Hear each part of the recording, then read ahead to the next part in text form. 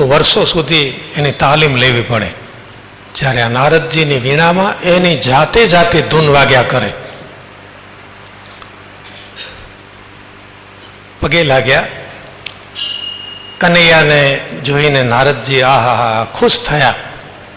એટલે યશોદાજી કહે છે એને જરા કંઈક આશીર્વાદ આપો, બહુ તોફાની છે.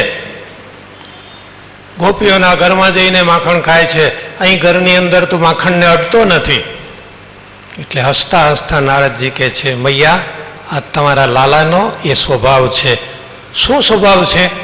એનો સ્વભાવ છે જેના ઘરમાં નોકર કામ કરતા હોય એના ઘરનું એ ખાતો નથી, અને જેના ઘરમાં જાતે કામ કરતા હોય એના ઘરનું એ આરોગ્ય છે.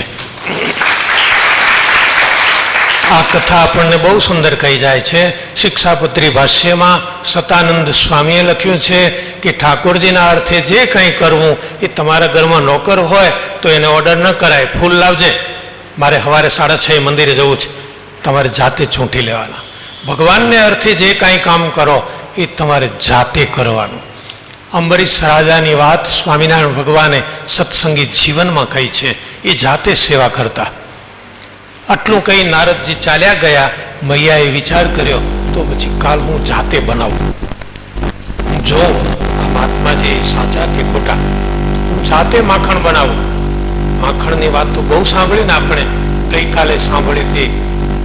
એટલે આજે એક હરિભક્ત ધ્યાન દોરી ગયા કે સ્વામીજી તમે આટલી બધી માખણના ગુણ ગાયા, તો કા બધા બહેનો માખણ લાવી લાવીને પોતાના છોકરાને ખવડાવશે, પણ માખણ અત્યારે સારું નથી આવતું, સાચું નથી આવતું, તો કોઈ બહેનો નહીં ખવડાવે, ઉતાવળ ન કરાવે. હું તો 35 વર્ષથી અહીં ભાગવત ખાઉં છું, છતાં કોઈ છોકરા બોલ્યા નથી કે મારી મમ્મીએ મને માખણ ખવડાવ્યું. હજુ સુધી કોઈ બાળક બોલ્યું નથી. અને બાળકે અત્યારે જુવાનિયા થઈ ગયા, 35 વર્ષના મોટા, તોય કોઈ કહેતા નથી કે માખણ આરોગ્ય. એટલે ચિંતા ન કરતા, વાત સાચી છે. માખણ તો કોને કહેવાય? વિધિસર દૂધ મેળવ્યું હોય, એનું દહીં બન્યું હોય અને દહીંનું મંથન કર્યું હોય એને માખણ કહેવાય.